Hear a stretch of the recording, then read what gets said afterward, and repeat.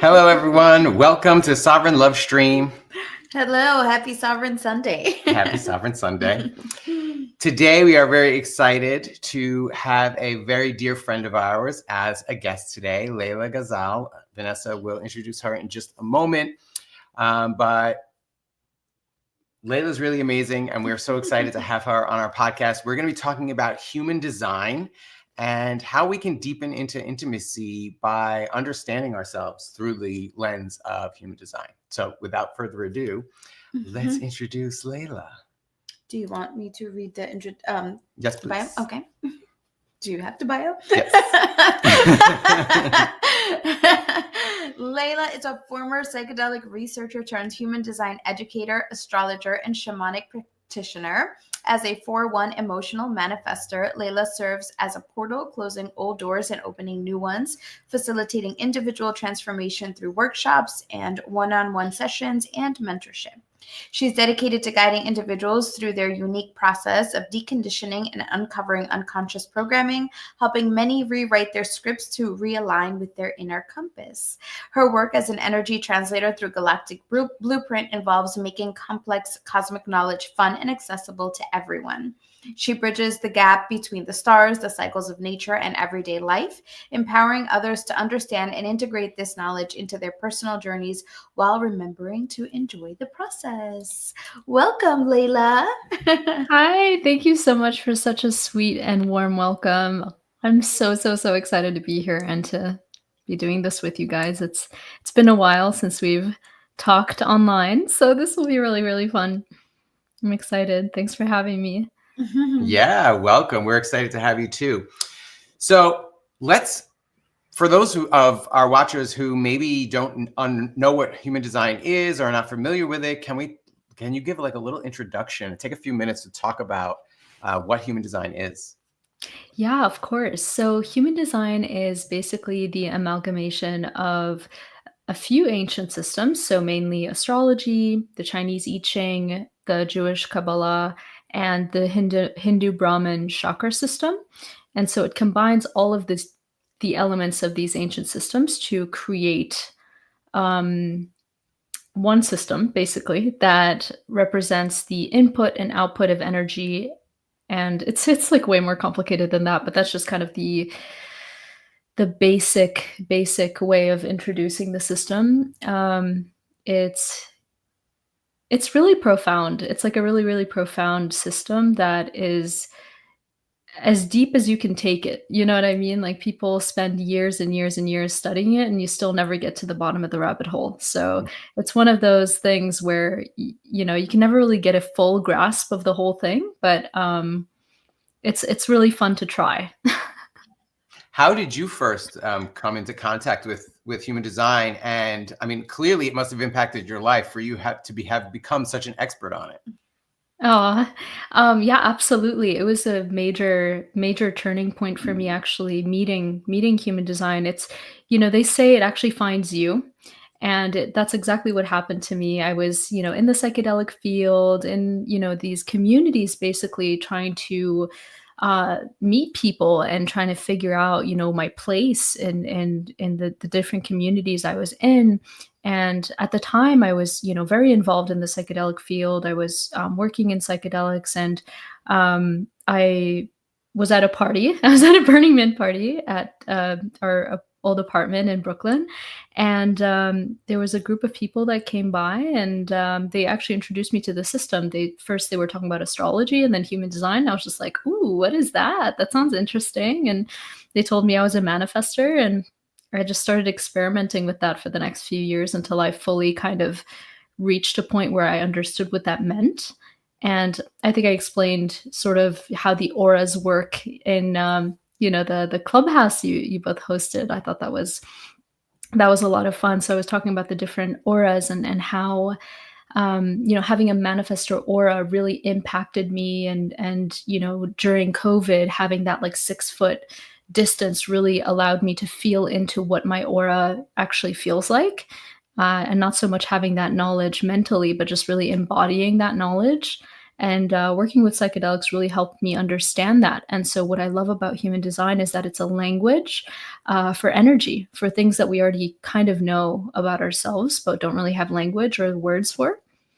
So, yeah, it's kind of how I got to know human design, at least in the early stages.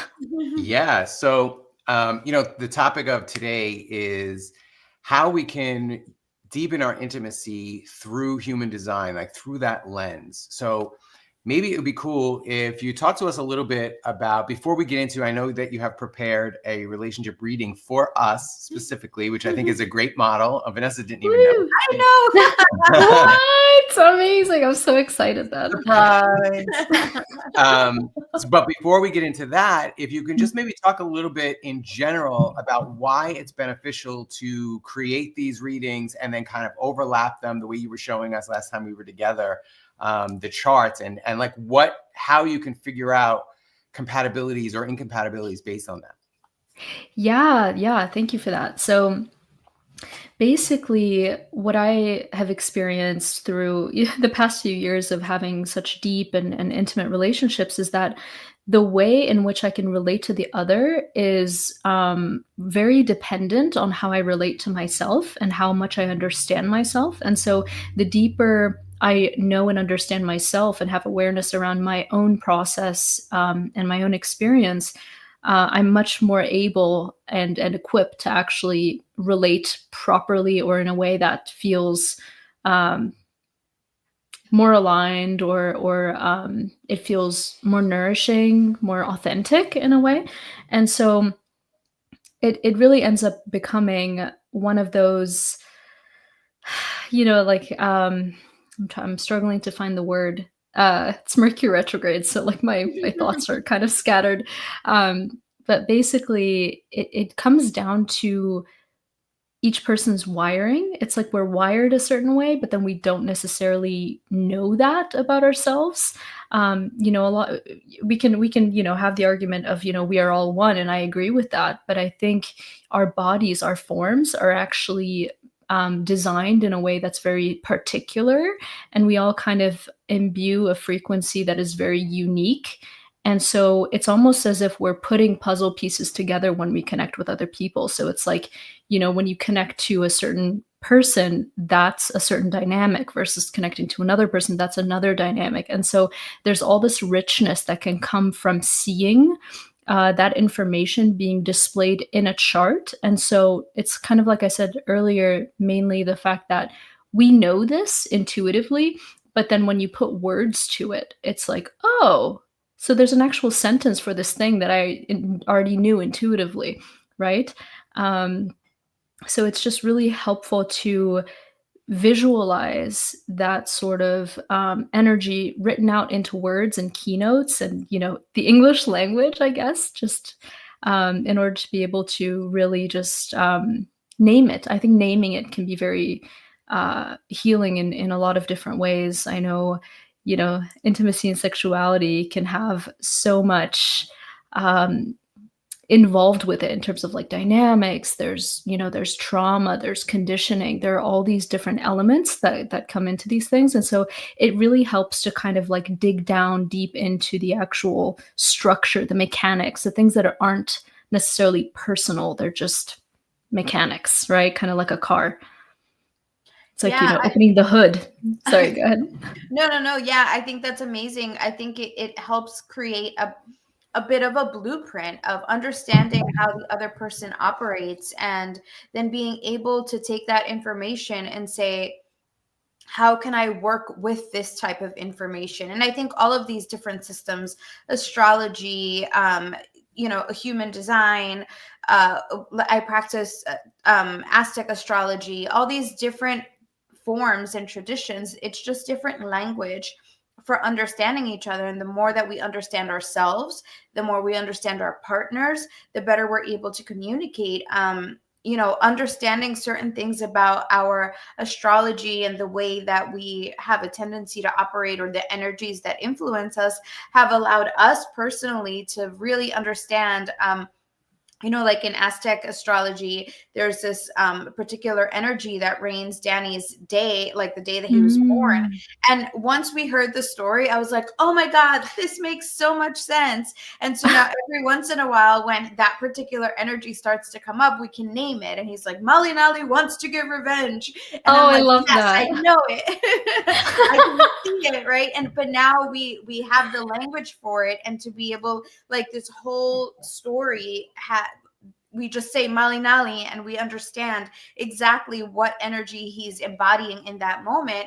And we can work with that, as opposed to struggling against it, right? We can now give that energy in some way. We can give it a task, like, oh, this is definitely Mali Nali territory. Have have that energy step in and take over. Or let's hold Mali Nali back in this particular moment, because maybe that's not the best idea, but we have a way to name it, and even honor that energy.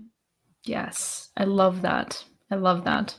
Vanessa read my mind, because that's what I was going to say. Earlier, you talked about knowing yourself, and I think for me, human design has really helped me to be able to understand aspects of myself. Like, I know there's people in the audience watching, knowing, like, when they got the first time they had their astrology read, and they were like, oh my God, yes, that's totally me. I'm a reflector, and I know, like, when I read the description of what a reflector is, it not only was like, yes, that's totally me, it was like that, but also, like, it helped me to understand why I was designed that way, right? What a reflector's role is according to the human design system. Yes. It gave me like a deeper sense of, like, it put me more in touch with my identity, if that makes sense. Like, no longer was it just kind of like, yeah, I have this kind of personality trait. I'm a reflector. I like to, like, reflect back to people. But now I understood, like, oh, it's for a purpose. It's not just like random that I just am this way. And so it gave me more confidence about myself as well, right? Like making myself less critical, or reframing my personality traits in a way where it was a positive thing, instead of where I tend to be hard on myself and want to look at things in a negative light. Totally. I love that. Thank you for sharing that about yourself, because I feel like I didn't know you were a reflector for the longest time, and then when you told me, I kind of, like, lost my mind a little bit. I'm like, wait, you're like 1% of the population.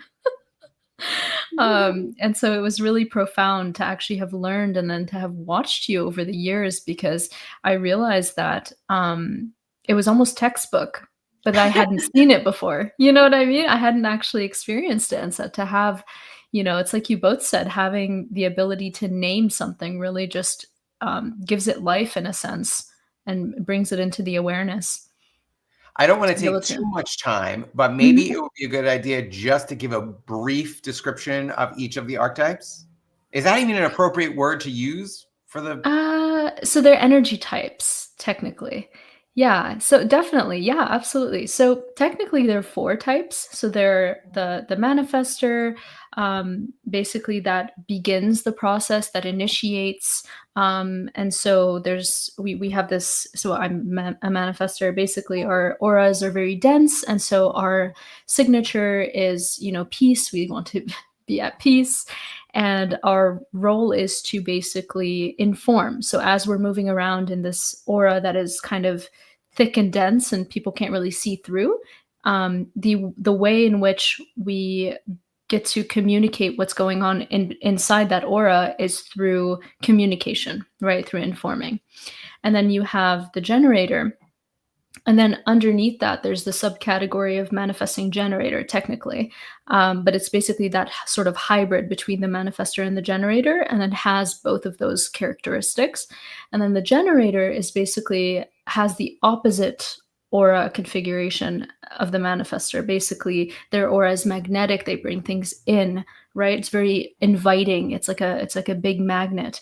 And the generator is basically a builder. They're here to build. They're here to experience satisfaction through building. And yeah, it's like 70% of the population. So manifestors are about 9%. And then the third is the projector. The projector is actually the newest type. I'm going to go back to the reflector, which is actually the oldest type, but just to kind of give you a bit of contrast and context.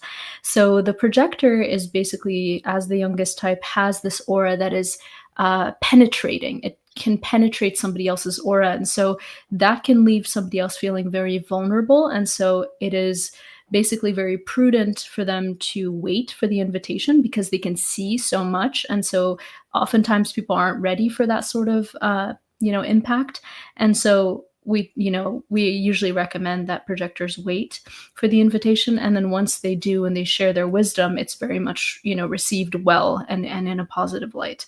And then the reflector is basically here, as the most ancient, as the first being, to reflect society and where we're at, to actually show us if we're doing things correctly or if we're not. So they will actually reflect through their bodies what the environment looks like. So if a reflector is in an environment that is not very healthy, they're going to get sick. And if they're in an environment that's, vibrant, they're going to be happy and involved in what's going on, and they enjoy sampling. And there's so much to say about all of them, but this is just like a brief overview of what they all mean and what the different types reflect.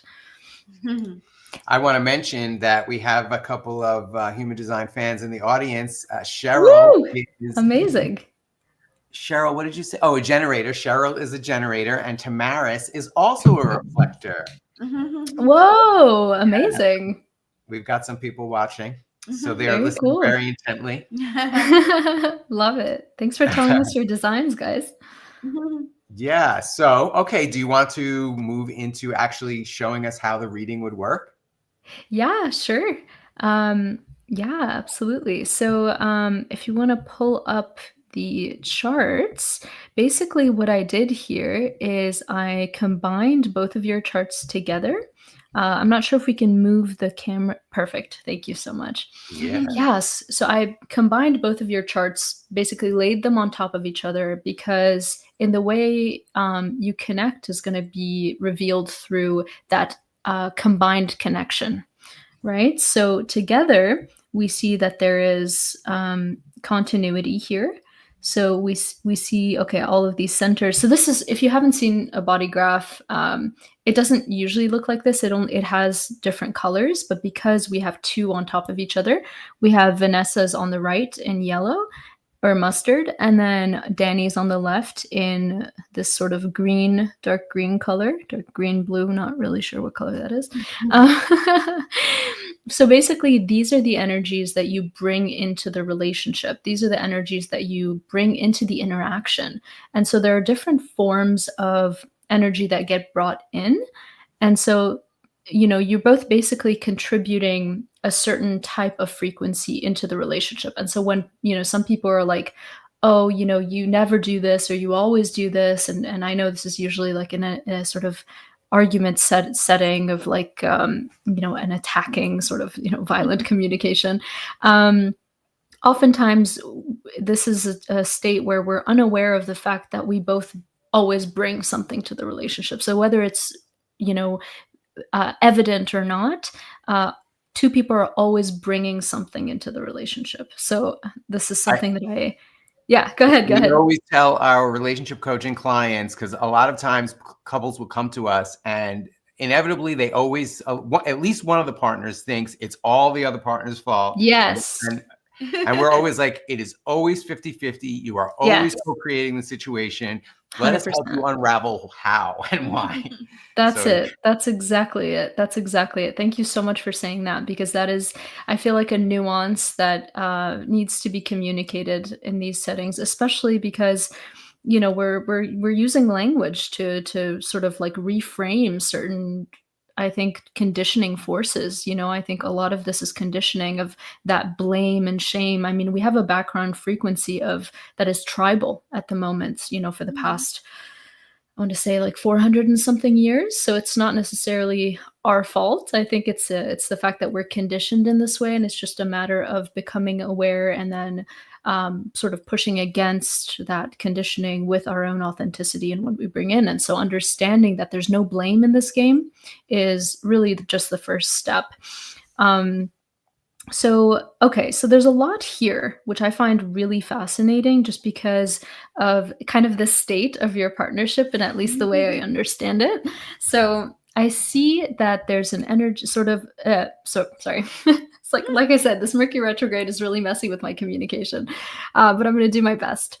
So the energy, basically the energy from the sun is going to be entering through the crown here, and then you'll see it come down and through, you know, this is the thought process. Just for anybody who's not familiar with what this looks like, the body graph. It's basically, you know, the head where like thoughts, ideas, things like that come in, and then here we have basically the mental processes of how things operate. So it's like, you know, whether you have a fixed mental process or you're open to doing things in different ways. So together you have a very sort of fixed way of doing things. You have the, you know, maybe often share the same beliefs. And then you see this enter into the throat. So when you communicate, it's communicated from a joint place. And then we see the energy cut off, right? So there's a bit of... Sorry, I don't want to interrupt your flow, but we can't, I don't know if you're gesturing with your cursor, but we don't see. Oh, you don't see my cursor? No. So if you could just mention what you're referring to. Oh, now I can see it. Yeah. Okay, excellent. Cool. Thank you for that. Okay. Maybe if you keep the cursor like on the side of the chart where it's more visible that way. Perfect. I'll do that. Okay, thank you. And for those listening on Spotify, go and check it out on YouTube so you can see the chart. Yes, I can do my best to also try to communicate this without having to look at the chart. I'll do my best.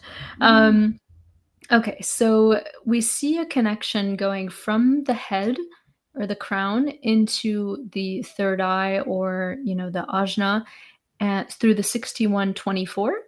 And then we see another connection through the 1156. And then we see that the energy gets completely cut off. Right? So we have energy coming out of the 35, the 12, the 33, the 8, but then there's no bridge, right? So there's no bridge towards the G center here in yellow, basically, which is at the center of the body graph. And this just means that the centers are separated, which we call a split. And so when you have a split in a connection chart, it just means that you almost need another person to kind of fulfill the connection in a certain way. So it's not necessary, but there's a feeling of wholeness that comes from connecting with other people. And so this really is in line with, you know, having a multi-partner relationship, or, you know, having the relationship be open and you know, if you're polyamorous, this makes a lot of sense. So I thought that was really interesting, because it's almost like the energy, you know, the sexual energy that comes from the sacral here in red, you know, in connection to the root and connection to the spleen, and which also connects to the G center. All of these centers are connected together, but they're separate from the communication center and the mental processing center and the center that has all the ideas. So it's almost like you need a third person or the stars to align in order for that connection to be brought through. And so it makes sense, just in the way you're designed, that you're looking for different energies to bridge those gaps. I think you're both, you know, aware and wise enough to know that one person can't be your everything, which I think a lot of people maybe struggle with. So that's sort of one aspect. Did you want to dive into that, or is there something in Uh, particular you're curious about, or should I I just guess keep going? I'm curious, just based on what you're sharing. Mhm. What is that? How does that look practically? Like if you're saying our sacral energy and our, I guess, higher energies, the third eye and crown and throat, are kind of separate from our lower energy Mhm. centers. So what is that? What's the consequence of that in like a practical sense? Yeah, so I mean, you can have a perfectly happy relationship and partnership and living situation, no problem. It just feels like there are two different voices that are not necessarily hearing each other until there's a third person that comes in. It doesn't even have to be sexual. It could be like Mm. a pet or a friend or even when the stars align. You can have like a transit of a certain planet that bridges that, and you're like, oh, like this idea that you were trying to bring forth that I didn't fully understand, or this is the, you know what I mean? So something Yeah, like that. that makes total sense, because how many times in our relationship has Vanessa tried to explain something to me and I'm like, I don't understand what you're saying. And then somebody else will come along and say the same thing. And I'm like, oh my God, that makes so much Yeah. sense. And Vanessa's like, yeah, I've been saying this to you for years. It's Oh my actually goodness. created some resentment at times. But Wow. also, I think it makes a lot of sense that sometimes when you are very close to somebody, it's very difficult to, I guess, to notice the reflections even. Like Mm. we kind of say to each other that we're very codependent because we've been together for so many years, and Mhm. we understand a lot of our traumas, and there are still a lot of things that I think we miss seeing. And sometimes Mm. even in conversation, friendship or platonic relationships with other people, these things come to the surface and it's so much clearer, or we're better able to understand things that maybe we hadn't fully been understanding of. Mhm. So that makes Beautiful. so much sense to me. I love that. That's so beautiful. Thank you for that, very real, palpable experience. I've definitely felt it. I know exactly what you mean. And it's interesting that you bring up the topic of a codependency. And this was actually something I was wondering about when I was looking at your charts earlier, because I was looking at your profiles. And if you want to find the profile, it's basically for Vanessa, it's 5-1. And then for Danny, it's a 5-2.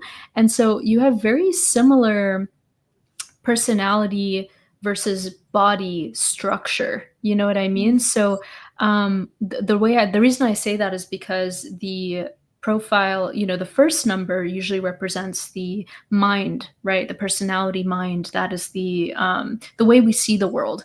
And then the design number is basically, the second one is basically the body, right? It's the way that our bodies are sort of designed.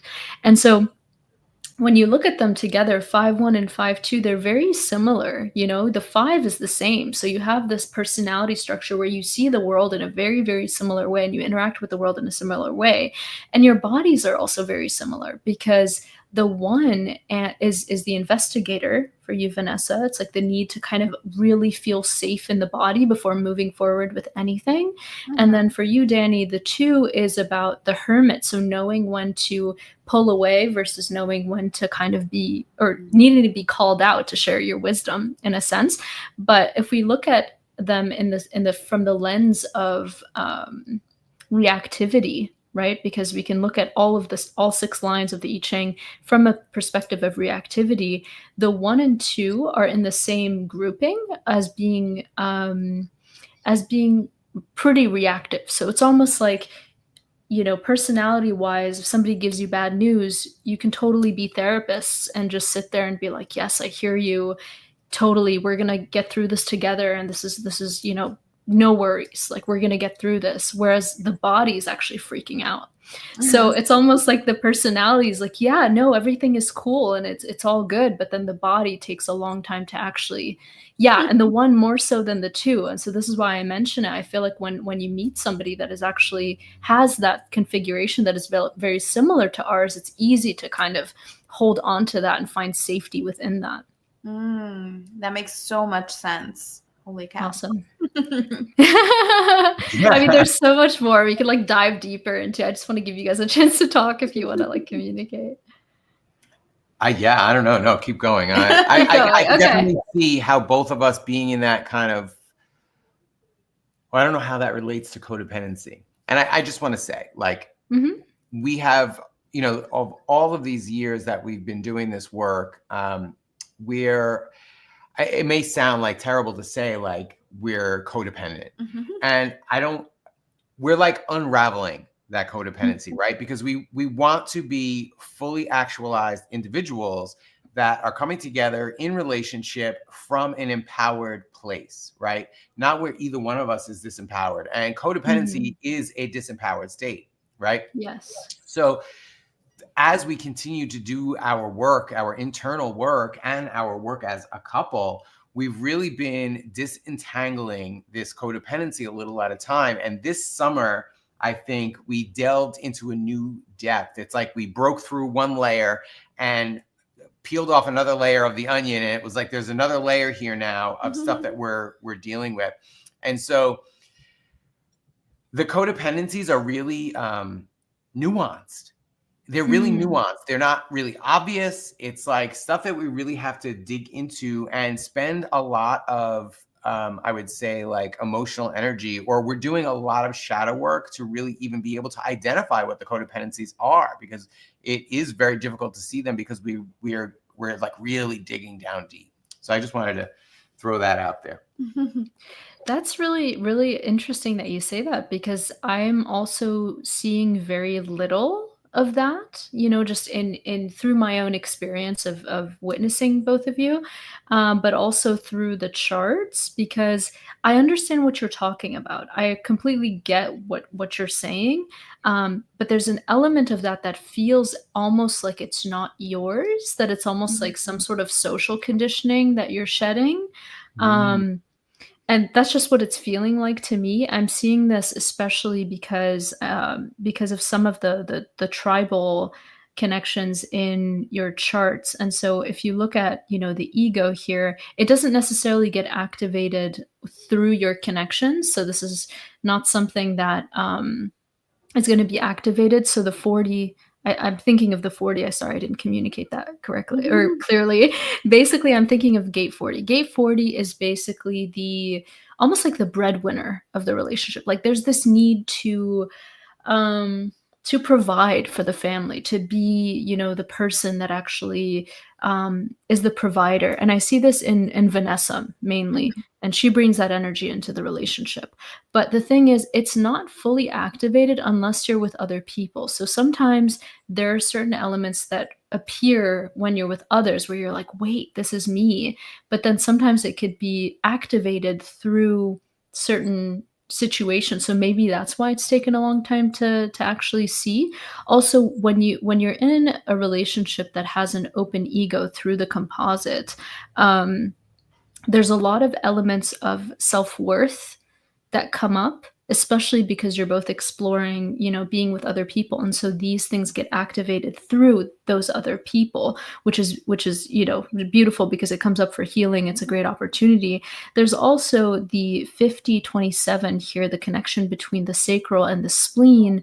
And that is also tribal. So in its nature, in its basic form, it's about having that care for the other, right? Like really wanting to take care of the other person, really feeling the need to be mom and dad. And so there's a lot of elements of mom and dad in your relationship that feels very apparent. So I wonder if it's just the nature of the way that we understand being parents in our society that maybe you're like grappling with. So not necessarily your own things, but just how we all see, you know, maybe we all need to decondition from what parenting looks like, or what codependency looks like. I hope I'm making sense.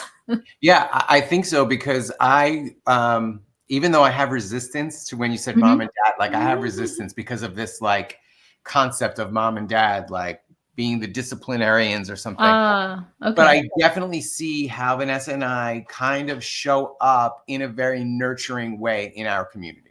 That's what I mean. I just said mom Yeah. and dad just for Yeah. so I'm not, That was my projection. I own that. No, and I totally see that, because I think we do get sometimes seen in those roles. Ah, interesting. Definitely. Yeah, you're both very loving and nurturing, and I think that's beautiful, and I love that, the resistance was so palpable for you, Danny, because it feels as though you're really getting in touch with what it really means to be nurturing without being put in those roles that are disciplinary, and I think that's Mhm. beautiful. Yes, absolutely. And I think past versions of me would have been happy to lean into the disciplinarian role because it feels hierarchical. And Mhm. the insecure parts of myself wanted to hold on to that hierarchy as a form of power. And Mm. now that's a lot of the work that I've been doing is letting go of hierarchy and just being able to be confident in my own the internal generation of my power, rather than looking to outside systems to dub me an authority or dub me an authority so that I can have that status, right? Looking to status for my power rather than letting the power generate from inside of me. So, I mean, this makes total sense with the work that I've been doing. I love that. I love that. That's so beautiful because that's the exact I'm just gonna go back. So that's the exact work of the open or undefined, sorry, not open, undefined ego, where, the ego does have this holding on to power in a sense. And so, especially when it's undefined, it's almost like this feeling of self-worth comes from the outside. There's this need to prove oneself. And Yeah. and I know we've had a lot of conversations about that specifically. But then there's also the element of 32 here, this gate 32 coming from the spleen down towards the root. And the reason I think of that is because that is the energy that you have natively, Danny, about, and it's all about being almost conservative in a sense. That's kind of maybe some of the hierarchy that you're talking about, maybe, not sure. But Mhm. there's the element of power, but there's also the element of um like, how do I say this? The element of being in a position where it's not safe to move away from that socially until the rest of society moves into that place. So it's almost like moving with everybody else. It's almost like the way I describe this gate is usually like an investor, somebody who doesn't really stray too far from the norm until it feels safe to do so because, social things, it's a tribal gate. So it's all about where what's your role is in society or in that community. It's really interesting you say that because I can't remember if we talked about this already, but this feeling, it's so funny because I was just discussing this on a coaching call this morning. Like I have this desire to push the envelope, right? To push the boundaries of society, to Mhm. stand up for the controversial causes or really push like social norms in some ways. But Mhm. there's also a part of me that really fears cancellation. So Yeah. like I'm willing to do it anyway, but I get racked Mm. with this anxiety about, am I going to get canceled for this? And it's almost Mm. like this kinky flirtation where I want to push the Mm. envelopes, but also like, and there's It's excitement. terrifying. It's terrifying, but there's also excitement in that terror. Like one of the things that we talk about a lot with kink is that a lot of I was times in gonna kink, say. you're pushing your boundaries and it's scary. And the fear is part of that nervous system activation that makes it exciting. 100%, right? The excitement versus fear is like the same, right? It's the same release of Biological mechanism. Yeah. exactly. It's the same one. It's just how we interpret it, like what lens we take. And what's super interesting about that is, I haven't really looked at this before, but I'm noticing now as you're talking, the 32, the being super conservative is exactly mirroring the 49, which is the gate of revolution. So you have both, and so it's almost like you said, the existential kink of both. The paradox is existing within the same framework or situation or scenario, which is really, really cool. So from your perspective as a Mhm. human design guru, what would be your advice for how I deal with that kind of situation? I think because you're a reflector and because a lot of these energies are borrowed, um, not necessarily the 32 and the 49, but just the definition of the centers, right? Because if you look at a reflector's chart, all of the centers are white, they're all undefined. And so a lot of the centers here that you see in color are actually borrowed energy. So you have them, consistently because you're with Vanessa consistently. But usually, if you're by yourself, there's this sense of, okay, what do I do? Where do I go with this? And so, this is where don't hate me for this, the strategy and authority is really going to take precedence, because if you're not following the cycles of the moon, you may jump into some things that are a little bit premature and might bite you in the ass later. And so what that means for those who don't know is, for me, my cycle of authority is the moon. So that means I'm supposed to wait a full 30 days or a full moon cycle, 28 days, but 28 yes. days rather, before making major decisions or moves. And because I'm so impulsive, that's very difficult for me. Another thing that came up for me while you were saying that was I have this tendency to want to rely on Vanessa's intuition for things. And when I Mm. feel a certain way about something, even if I feel strongly about it, but I think that Mhm. Vanessa would disagree with me, I tend to gaslight myself and be like, no, Vanessa, just trust Vanessa's way of doing things. Her way is going to be better. So even though you think you must be wrong, so just don't do it the way you think. And then that causes a lot Mm. of frustration and even at times resentments between us, because I'm giving her my power, but then resenting her for the fact that I'm giving her my power. And But- this is something we see in a lot of Mm. relationships with people we're But coaching. not only this, giving me power that I have not asked for. Right. So making decisions that I haven't asked him to make, but because he assumes that I would want him to do it, he does them, then resents me for making a decision that I never asked him to make, that I was never even consulted about. And then I hear having you. resentment that he gave his power to me. And a lot of times I'm like, yes, this is what I would do for me, because I Right. am my own person and I have my own desires and my own Yes. needs. But you are going to make different decisions for yourself. Just because I would do it for me, it doesn't mean that I'm expecting you to do it for yourself. So this is, as you were saying, I was having the exact same thought of how many times he chooses to look at my decision making and then say, okay, how would Vanessa do this for Vanessa? And let me do it for Right. myself. And then we're both unhappy because Yes. he's not in his sovereignty and resenting me. And I'm like, I never asked you to do any of this. And now on top of that, you're mad at me.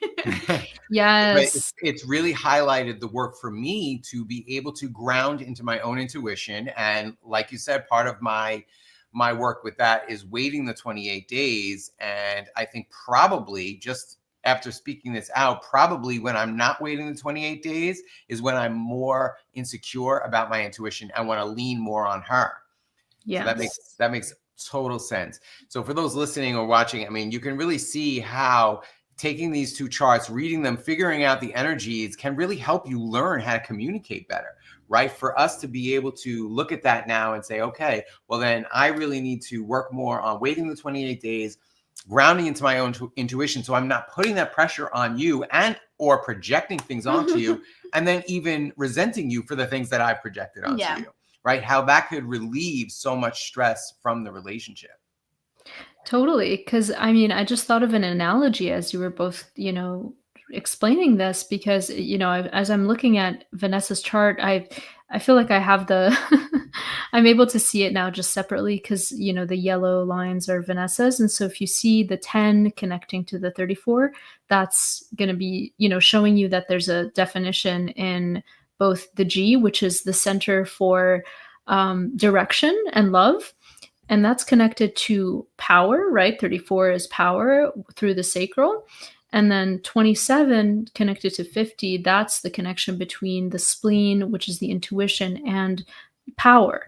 So, you can see basically that, Danny, you're so affected by the, having consistently somewhat having access to Vanessa's sense of direction. So it's almost like a sense of direction, ability to drive, and knowing where she's going. So it's almost like, Vanessa, you're in a car and you're driving to the park, and then Danny's like, I don't know where to go, I'm gonna follow you, and then gets to the park and I'm like, I didn't want to be here.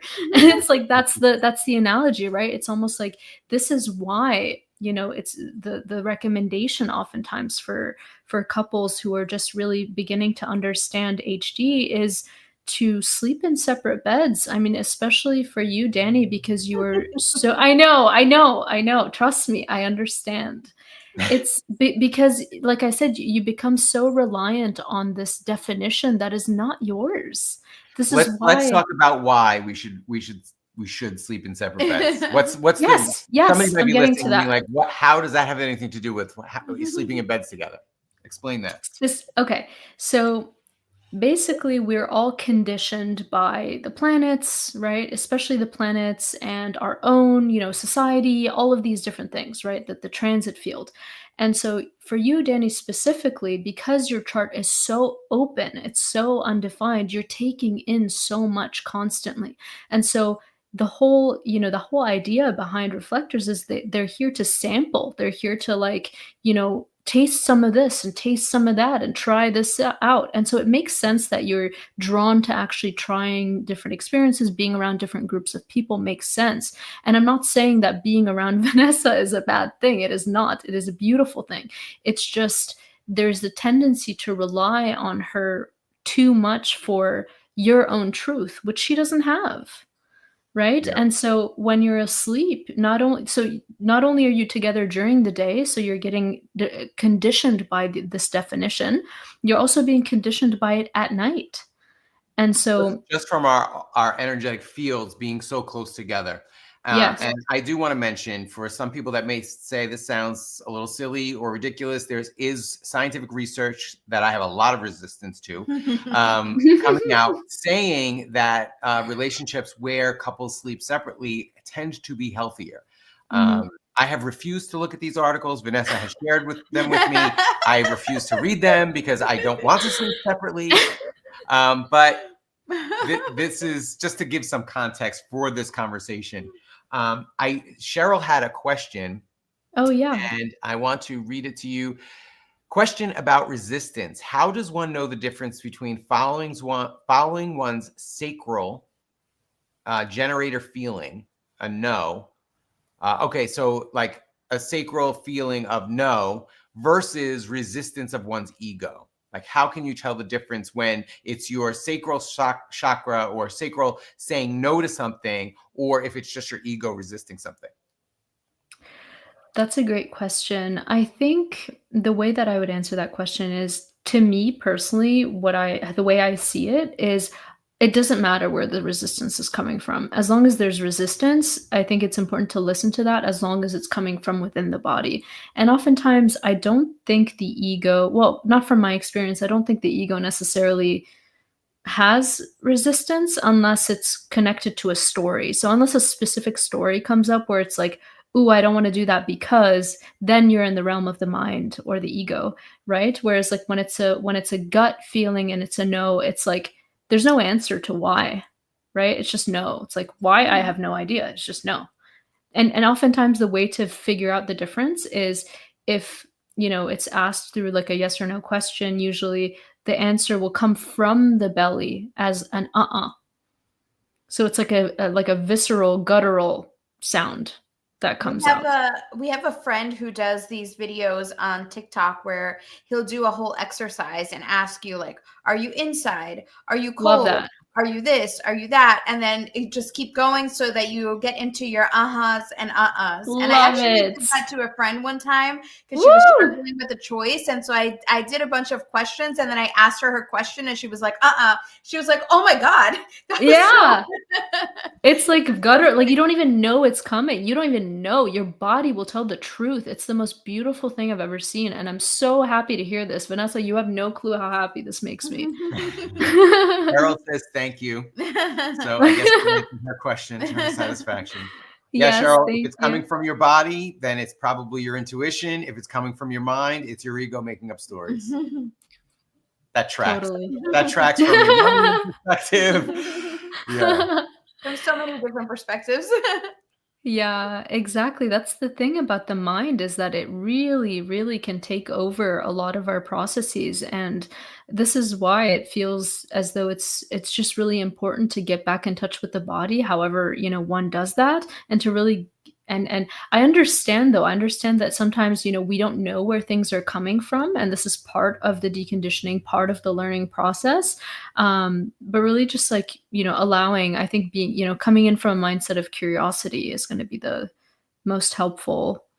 Yeah. And just like, as soon as there's a because, as soon as there's like, oh, there's a story, or as soon as like there's something explaining the process as to why you may be feeling that way, we get out of the body, we're in the mind. Yeah. Yeah. And I think there definitely is a process of deconditioning there, especially I don't know, I was going to say especially as women, but I think in society in general, the moment that we say no, there's always a why. And then Yeah. we run into the story right away. And I think a lot of us are in the habit of, if I feel a no, I have to explain the no. Mm-hmm. And sometimes that's very difficult. I mean, even in our relationship, there have been many times where Danny has asked me, but why? About anything, whether it's a yes or a no. And I'm like, I don't know, dude. I just feel it. Yeah. I 100% understand that. And I love that you're bringing this up. This is such an important part of the deconditioning process, like you said, because it's so important to understand that if we're getting a true answer, it doesn't matter why. Like, there's no, it's the mind that wants to know. It's the mind. I mean, I get into the same issue, and so my not self signature is anger. And so whenever somebody asks me like why, I'm like, don't fucking question me. And it's just like, maybe it's overreacting, but like, it's because I don't know why. It comes from a place of insecurity, of being like, you ask me a question I don't know the answer to, and that makes me really insecure. And sometimes I'll have the bandwidth to be able to explain that. But that's the thing. I think you're right. I think we need to, as a society, become just more graceful with people's no's, and understanding, that it's not helpful to ask why. It's just not. And it's become a process, I think, even for us. And like you said, sometimes we get into the defensiveness. And I think for me, that's been the case too, where when he's asked why, I'm like, I don't know. Then there's anger, and now there's frustration, because I don't know how to explain something that I'm just feeling. And we have gotten now into a better rhythm, where there are times where Danny's like, all right, well, sometimes he'll say, well, is this your higher self, or is this a fear? And I'm like, oh, that brings me into a different place. Yeah. Love that. We had a situation once where we were going to do a mushroom journey. And I was like, no, I don't want to do it. And Danny was like, are you sure? And I'm like, yeah, I don't want to do it. And after a while, he was like, okay, well, is it your intuition, or do you feel fear? And then I was like, oh man, there's fear there. It's not my intuition. It's not my higher self telling me anything. There's fear there, which means there's something that I don't want to face. So I'm willing to do it now. Like, that really got me into that space of thinking. So that's a much different question than why. Yes. And I think sometimes that might be a good question to ask ourselves even. Is this my intuition, or is there fear there? Is there a story there, like you said? Or am I telling myself things because I'm afraid to look at, what this might take me to? And I think that's what Cheryl was saying here. Before we get to that, I just say, from a tantric perspective, the masculine wants to know why. Right? That masculine energy comes in. So for me, I'm primarily masculine, I want to come in. So for me, it's as Carla would say, it's like data gathering. I don't always express it in a non-judgmental way. Sometimes my why comes off like, why? Why would you even do that? Or why not? Why not? But when you remove the judgment from it, it's really just the masculine energy wanting to collect data. Oh, well, what is it about it that you don't like, or where, so, and I think this is all really appropriate to Cheryl's really great question. So then she's saying, when it's in the body, it's healthy for the person. Resistance gets a bad rap, like, oh, you must have blockages if it's a no. I would say the judgment of healthy or not is irrelevant, right? If your body's saying no, your body's saying no. It's not even necessarily a matter of health or not, of being right for you or not. Because sometimes we're going to be led into things that we may not like or might even be judged as unhealthy, but it's necessary for our growth. So I would say following your intuition is way more important than like the intellectual stories of, oh, okay, this is unhealthy, so I'm going to listen to this resistance because this resistance is saving me from something unhealthy. Because that thing, the resistance itself is the intuition. Did I explain that like in a I think articulate way? I think maybe it's the word resistance, because I think that when you are feeling that no in your body, it doesn't quite feel like resistance. It's just like, no, that doesn't feel right for me. And so it's not from a state of resistance, like, oh, I don't want to do this, because like there's this tightening in your body, as opposed to just having that gut feeling of like, no, that doesn't feel right, and I can go with that. I don't need to. And that this goes back into, we don't need to create an intellectual reason why, it just is. And I think when we're in a state of resistance, it's easier for us to come up with those intellectual stories of why we're not wanting to do something. And that's where the embodiment, I think, comes in, of really being in tune with your body, with your own energy field. And maybe that's why the sleeping in the separate beds works too, where you are more in tune with your energy field and can feel into your yeses and your nos more, in a more embodied way. I think I also want to mention to Cheryl that your intuition isn't going to come in the form of fear, right? Your intuition, it's like Vanessa was just saying, it's like an embodied no or an embodied yes. You're not going to feel fear. If you're feeling fear and you feel like it's connected to your sacral or gut area, it might be some trauma that's stored in that area so it may be a block that needs to be worked through, and it's sitting in that area, and you're thinking, oh, this is in my sacral area, because you feel the resistance there or the tightening there. But it could actually be just that's where you have some stress or some trauma or some fear stored. I don't know if you've read The Body Keeps the Score, but we highly recommend that book to everyone, because it really helps illuminate how our body can store these things. I don't want to go down that rabbit hole though, but I just want to add something to this, because I just want to bring in some of the nuance, because I feel like there's some, there's communication about the split, the intuition and fear, and then there's also some talk about the sacral and the gut, and it really just depends on the person. I mean, I feel like, I know we're all, trying to give the best advice from our own perspective, but that's the thing. Everybody has a different design. And I feel like when, Danny, when you say intuition, it tells me a little bit that maybe you may be leaning a lot on Vanessa's intuition, because your spleen is defined. Not saying you don't have intuition. You actually amplify it. You actually have really strong intuition, but it's less consistent. Sometimes it could be really strong, sometimes it can be silent. So it's not so much a reliable thing that as much as waiting for you, particularly because of your design. And Vanessa, I like that you jumped in and were explaining that from your perspective, because you have a defined sacral. You know what it's like. You have it consistently, and not saying you don't have it,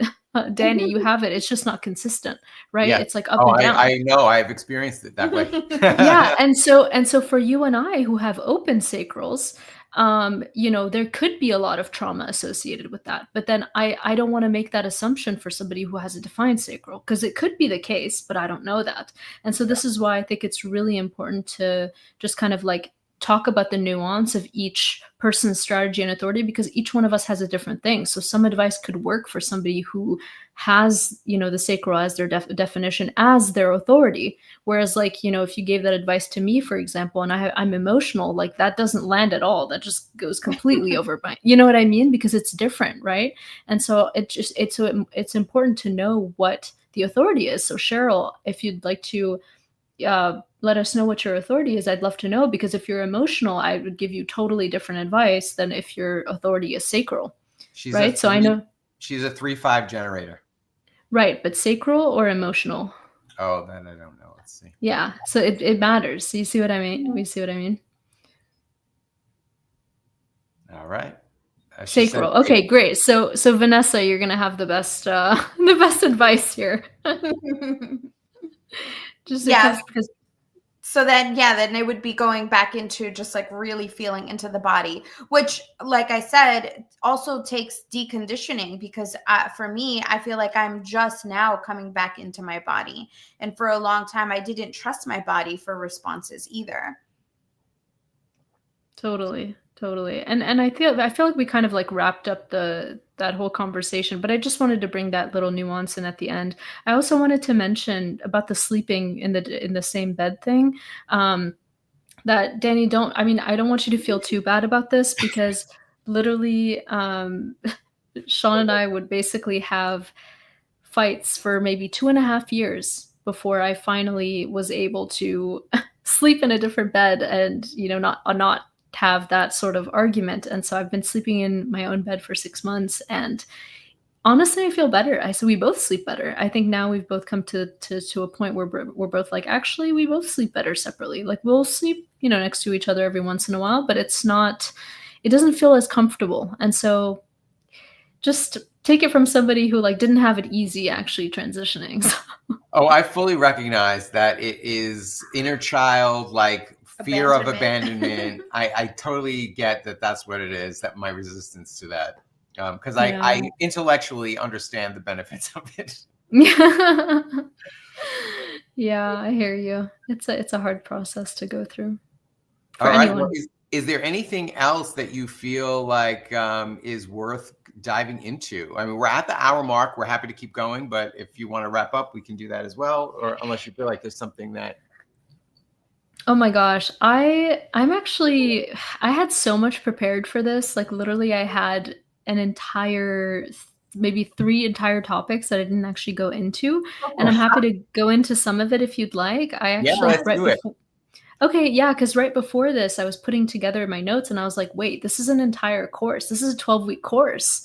And so I'm doing that. So maybe we'll just kind of go into some of these things right now because I think there's so much, right? I think there's a lot of interesting things here.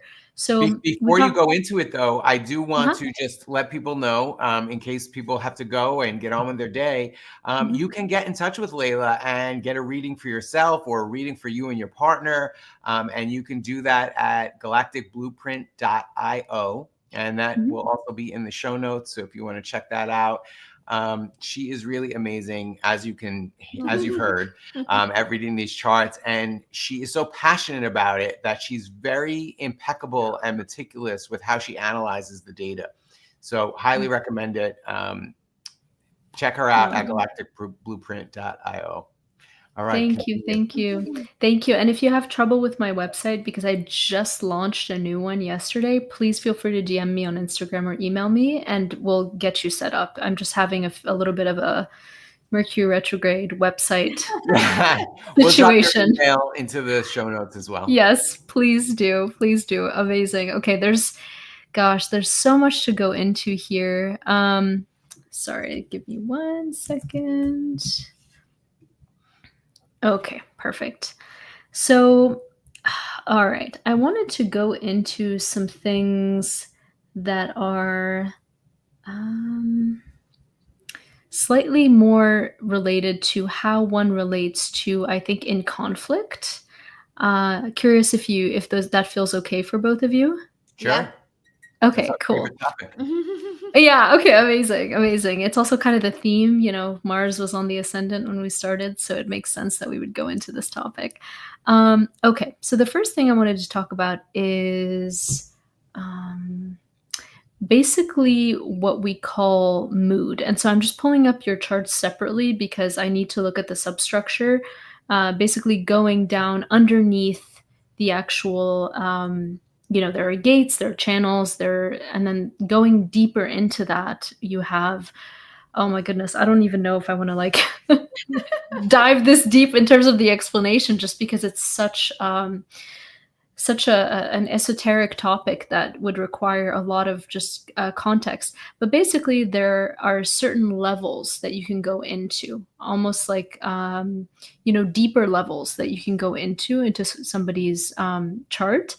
And here I'm looking at the substructure, which is below the line. So it's like you have the gate, and then you have a line, and then you have stuff that's below that. So basically not just pulling the hood of the car and changing the oil, you're also like messing with the actual circuitry of the car, if that's even a yeah. I don't know anything about cars. I'm sorry. But I thought it was relevant here because I think it's really interesting to look at tone, which is the mood setter for the relationship. Okay, so as I see here, I see that Danny, you are you're basically your mood that comes up during we're just gonna go basic here. So the mood is basically you're very like, how do you call that? Like hedonistic. There's like a hedonistic aspect.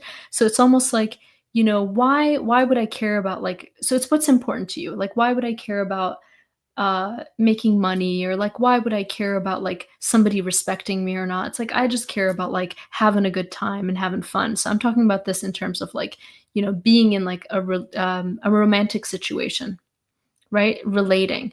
Whereas Vanessa, to you, it's much more important to actually have someone's respect.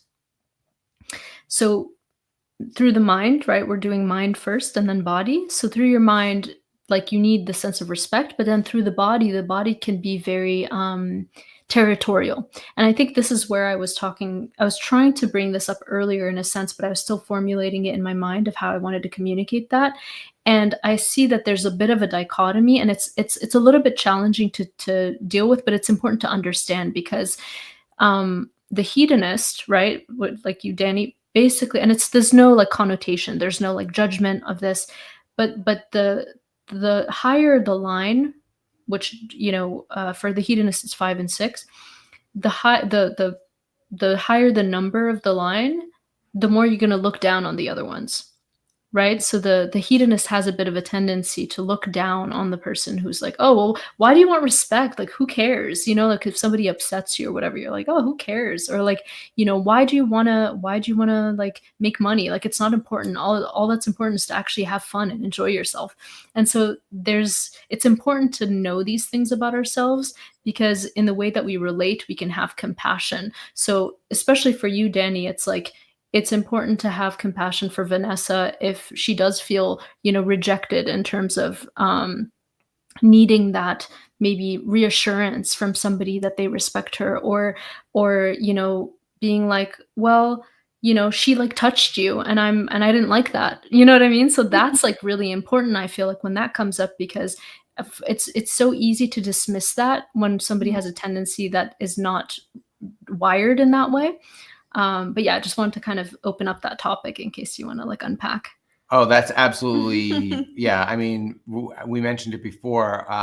Who cares is like a response that I give a lot. So she'll bring up some kind of concern, a lot of times about other people, what other people are thinking. And I'm like, who cares? Yes. Who Yes. cares? Who cares? Yes. Who cares? And I don't even mean it in like a condescending way towards her. It's more like towards them. It's like, who cares what they think? Yes. Yes. But she has had to communicate with me several times that makes her feel dismissed. Her concerns are she feels dismissed when I do that. So I've been trying not to do that as much. Yeah, or maybe like rephrasing it, instead of like, who cares, be like, I don't care, but then knowing that she does care. Yeah. Or even, what about that bothers you? Yeah. Also, I mean, if there's the need to unpack, or the desire, or the space, or the bandwidth, I just know in those situations sometimes there's no bandwidth. It's just like, it's also a chance for me. I can look at it as a chance for me to better get to know her. Yeah. Right? Yeah. It can be a touch point for intimacy, rather than just just fix that. Just, who cares? Just stop worrying about what other people think of you, and then that won't bother you. And I think it's also an opportunity to create that safety. Like, okay, that matters to you. How can I support you through that? Instead of fixing it or trying to like eliminate the situation, just how can I support you through this particular situation? Yes. 100%. 100%. I love that. I love that it landed because I was having such a hard time like bringing it in. I'm like, no, no, no, this is important. We need to talk about this. Yeah, This it is makes so much sense. cool. Yeah, it's Yeah, so important. that's totally, totally. So that's one of the things. And so that's some kind of the deepest layer. And then that's mood. So we have resilience. And so Vanessa, for you, you're pretty high resilience on both sides. And Danny, you are okay. So you're like me, basically personality wise, mind wise, you're super high resilience, no problem. Whereas like body, super low resilience. So what this means is, let's say you're in a situation where you both had an encounter or a sexual experience together with someone else and it wasn't great. Some things happened, you both got triggered. It wasn't there were some issues. And then you come back home and then Vanessa, you're like probably making a pot of tea. You're like, oh yeah, like whatever, it's over it. I'm kind of over it. Whereas like, Danny, maybe you're like, oh, I'm over it too, but then I'm sitting on the couch and kind of like rocking because like my body is not over it. So even though in my mind I'm over it, my body isn't. And so I feel like that is especially paired with having an open sacral. Well, not completely open, but undefined sacral for you, Danny. I feel like it's really this. No wonder the body keeps the score is so like meaningful for you, because it represents a body that requires a lot of TLC. So even though you think you're like you are really strong and resilient, you are, but the body requires so much care. So just kind of like not dismissing your own body's signals. Yeah. It's interesting you say this because I have a neighbor who was a client of mine. I did some improvements on their house, and they ended up screwing me out of some money. And every time I walk past their house, I have like a reaction. And this was last year, and it's almost a year later, and it was only $120. It wasn't a huge amount of money, but it's like the principle of it. And every time I walk past, there's like this like tightening, and then the ego comes in, and the ego's like, throw a brick through the window. That'll cost them more than $120. Right? Like my ego says crazy stuff like that sometimes. Yeah, I bet. There's garbage in the yard. Call the building department on it.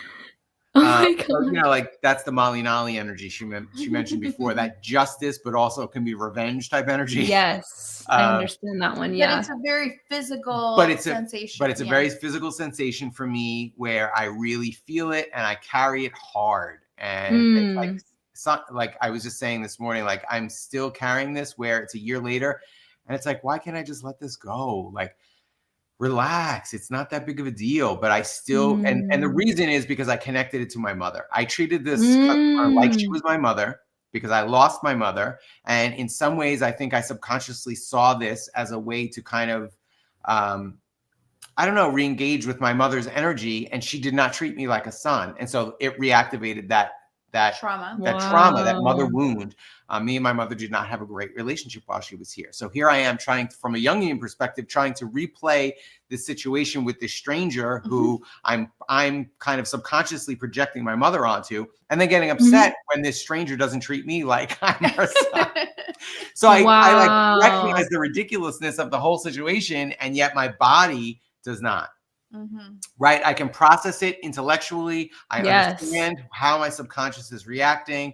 And also it's still in my body, and I still am not sure how to get this out of my body. Well, I think understanding this about yourself and understanding this about your body, I think gives you the opportunity to really hold space for it, instead of being like, oh, why won't you go away? It's like, would you rush a child that's like learning how to walk? Would you like talk shit about the child? Like, oh, fuck this child. Like, you know what I mean? Like, you would never say that. Like, you'd be like, oh, this sweet thing, like it's learning how to walk, it doesn't have the, so treating yourself in that way, if you can, obviously, if you're not, just don't go hard on yourself, but just, having that space. I tell my clients this all the time. We have this conversation. Treat your inner child the way you would treat your own child, right? Right. And it's still difficult to put into practice sometimes. That's okay. I mean, it's a practice. That's why it's called a practice. Yeah. Takes time. But just knowing that, I think, knowing that the body is sensitive really just I think for me personally, it did something to me where I was just like, "Oh shit, I was rushing myself and I was treating myself like I was weak for so long because I didn't know that my body just requires more tenderness and requires more care than maybe other people's bodies." And just knowing that, I feel can be really empowering because then you can be the steward and the guardian of that body. Yeah. In a way that can give it that safety. Because the thing about the one too is that is it 1 or 2? Uh, yeah, 1, sorry. The thing about the one body is the fact that it's exclusive. You know what I mean? I know a lot of us have this desire or this maybe unconscious understanding that like, okay, we have to be in front of everybody in the world in order to feel successful, right? Or like, like let's say in terms of visibility, right? Like when we're in front of a camera and we're just like, okay, well, if I'm not getting like 200,000 views, like I'm not relevant or I'm not important. And so the one basically challenges that because the one is all about exclusivity. It's just like I am so not fragile in like a negative way, but just so like a budding flower that like you wouldn't want like 20 people surrounding a flower. You're like, no, give it its space. It's so, delicate. You don't want to like overwhelm it. And so people like that, like us, actually have this need to be exclusive. It actually feels better to not have pictures online or to have very little contact with people because what we bring in is so potent and needs to be protected. And so just understanding that about oneself can give a lot of that validation because, of our society and where we've moved into with social media of like, needing to be visible and getting that validation through the clicks and through the likes and through the hearts and through all of that. And so just, just being gentle because of that knowing. I feel like while you were saying that, I had this kind of sense of the 28-day cycle playing a role in that. Like my impulsiveness is part like it's fed by that need for external validation, right? Wow. But if I can sit in the 28-day cycle and not allow that need for outside validation to drive my impulsivity or my actions, then I can make better decisions. So it really like while you were speaking that, it just like clicked. It like just came into focus. Wow. Incredible. I can feel it. I can feel it on my end here. Just giving it a little bit of space. Yeah. Thank you.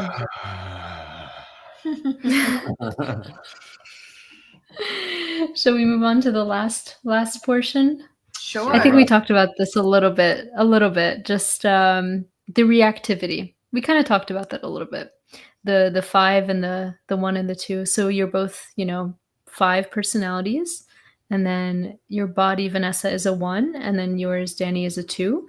And so we talked about this briefly in the sense that, the personality is very composed, right? Able to withstand chaos, right? Like you could be in a situation where it's chaotic, but then still hold that space for other people. Let's see. Just double checking one thing. It's a little bit overwhelming for both of you, just because the root is undefined. And so the root being open can make it difficult to actually stand in oneself during emergencies. It's actually really, really difficult because there's this overwhelm of like, I need to do this, I need to do that. So this usually shows up, just to give you a little bit more context and a palpable way of seeing this. When you have an open root, and you both do together, notifications are really annoying because it's like as soon as it comes in, it's like, oh, I have to answer this email right now, otherwise I'm going to die. Like, and so, basically making space for rest is really important because then there's like this urgency. The urgency is almost always there. It's like, I need to finish this so I can relax. I need to finish this so I can relax. But it's like, you never relax. You know, you need to actually make space and time for that relaxation. And so when it comes to both of you together, there's this tendency for the bodies to react, whereas the personalities are very stoic in a sense. Just being aware of that. And so, you know, you may be like talking calmly, but then you're actually talking with your hands or something like that. So I don't know if any of this is clicking. That definitely happens because I think we both don't realize when our bodies have become activated, where we both think we're making very logical, calm and well, you know, I'll say like you're listen to your tone or like your body language. Yeah. You seem more activated, and he's like, no, I'm totally calm, but his hands are here, and I do the same. But I do the same thing too. There are definitely moments where I'm like, my voice has gotten up and I'm also moving, and he's like, okay, you look really activated right now. And there have actually been times recently we got into a bit of an argument, and I didn't realize that I was so activated until he told me to take a couple of deep breaths. And as soon as by the time I took the third breath, I was crying, and I was like, oh my God, I didn't realize I had all of this, you know, I was holding onto all of this energy until I took that pause and those deep breaths, and suddenly I was crying and realized why I was so activated. Wow, that's beautiful. Thank you for that. That's exactly sort of what I was trying to sort of communicate in a way. But there's also another element of this that I thought was really interesting when you said that the tone, you could hear the tone, and even though, you know, maybe like the communication wasn't necessarily, you know, mean or whatever, the tone was different. And this comes through the gate 12 here, from the throat down to the solar plexus. So that is basically an individual gate that is very acoustic. So it really matters how somebody speaks. It's like, I don't care what you're saying, I hear the frequency behind what you're saying, and that frequency sucks. You know what I mean? It's like, I have that one as well. So whenever I'm, you know, in an argument with someone, it's like, I don't care what they're saying, I'm listening to their tone, and I know how they feel based on their tone. And it's like, don't try to gaslight me, I know exactly how you feel. Yes. And that's mine.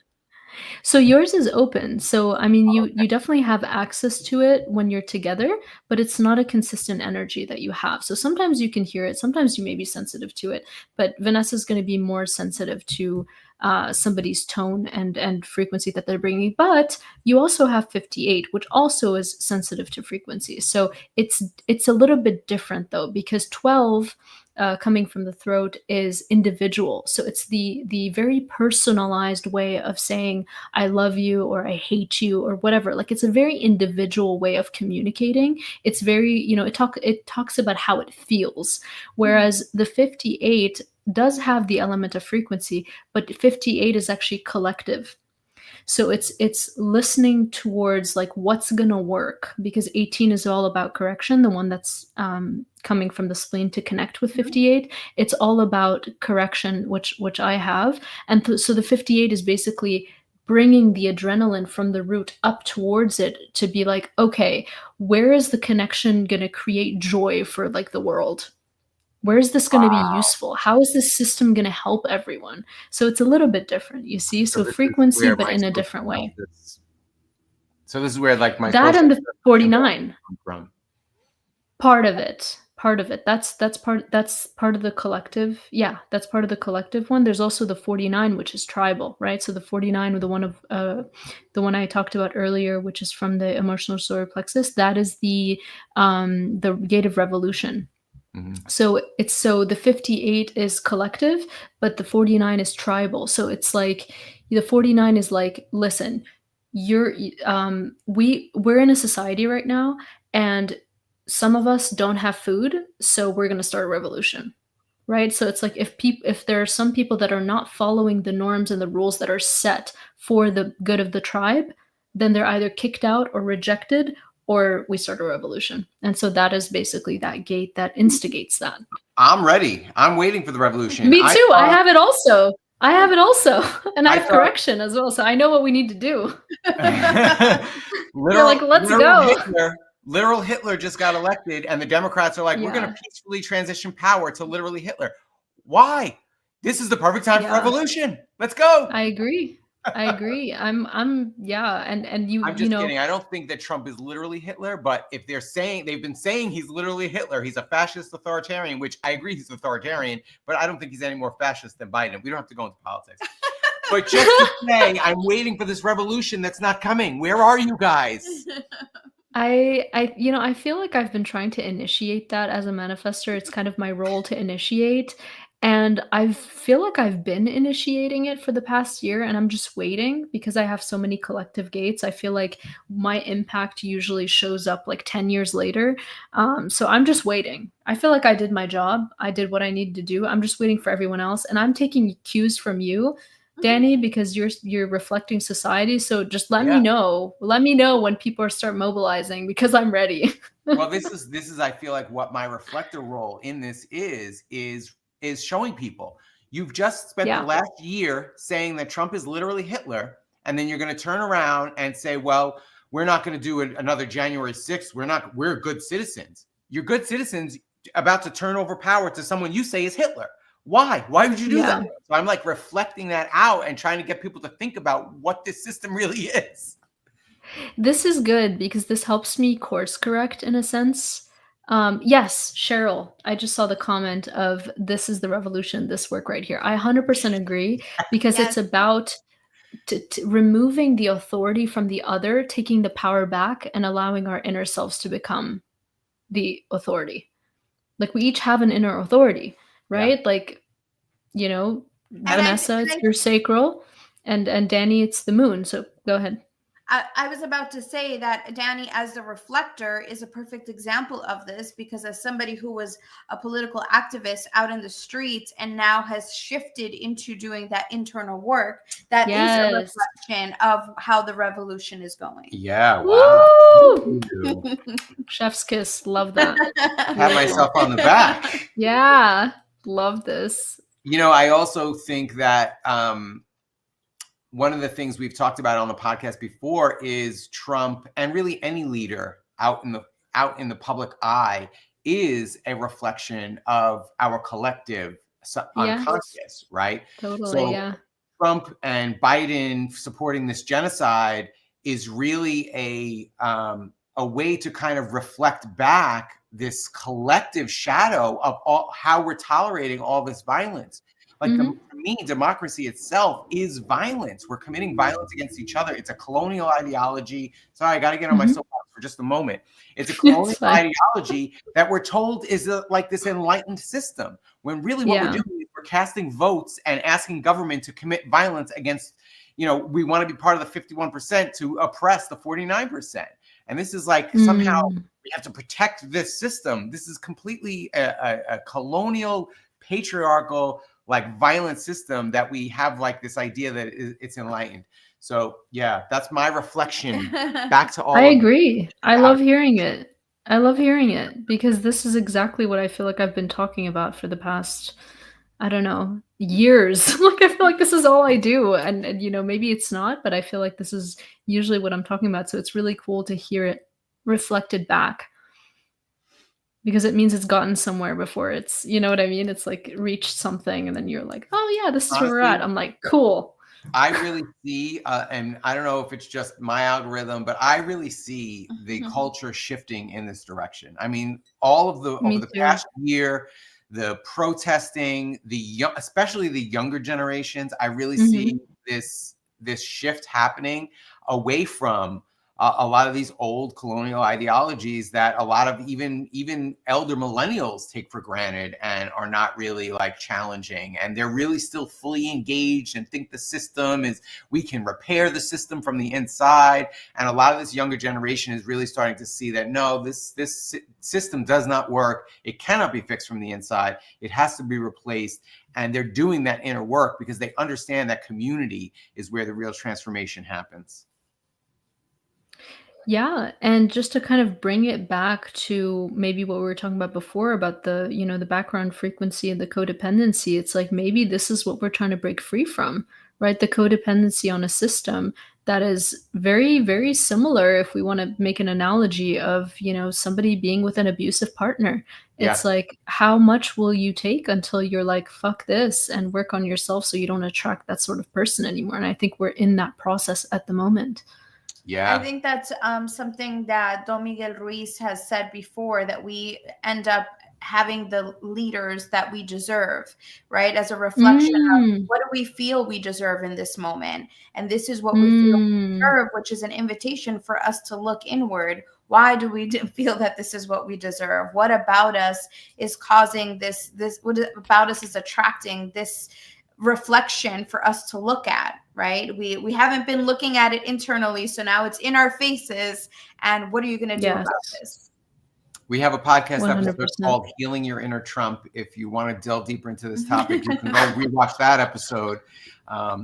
Yeah, until you heal your inner Trump, you're always going to have Trumps manifesting in your life. So. That's great. That's awesome. Oh my goodness. I think that's a great way to also just bring it back into, what we're talking about, because it's true, it's all connected.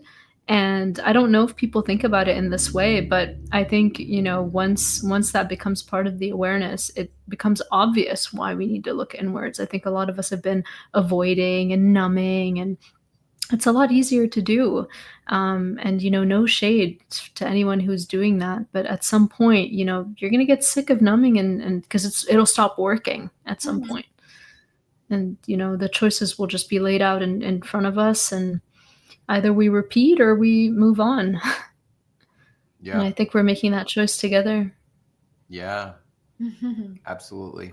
Mm-hmm. Thank you so much for doing the work, Leila. Thank you for how you have co-created in our lives with us the work that we're doing. Like, I really feel like you are soul tribe to us, because we, not just in the sense that we resonate so much with each other, but in that we are all doing this really deep work, and like reflecting to each other and helping each other. And this is real community. So thank you for being part of our tribe and our community. We love you so much. We appreciate Thank you. I love you guys. Sharing your wisdom with our audience.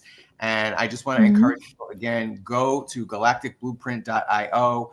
I'll also put Leila's email in the show notes so you can get in contact with her. Get a reading. Get a human design reading. If you're in a relationship, get a relationship reading. I mean, you can see, just from listening to this episode, you can see how useful it is to help understand yourself and your partner, so that you guys can create deeper intimacy and more connection. 100%. Thank you so much. Thank you.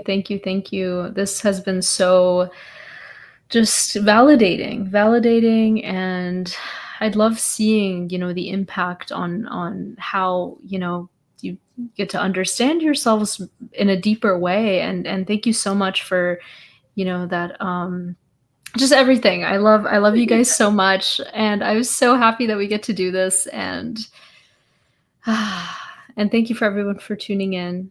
Yes, thank you, Cheryl, for sticking with us and asking all those great questions, and Rena and Tamaris and everybody else who watched. Thank you all. And this episode will also be available on Spotify if you want to share it with your friends. Don't forget to like, follow, and all that great stuff, so we can help get this message out with the algorithms on whatever social platform you're watching.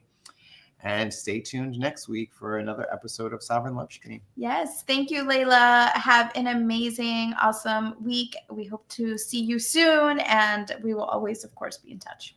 Yes, absolutely. Okay, I love you. Goodbye. You.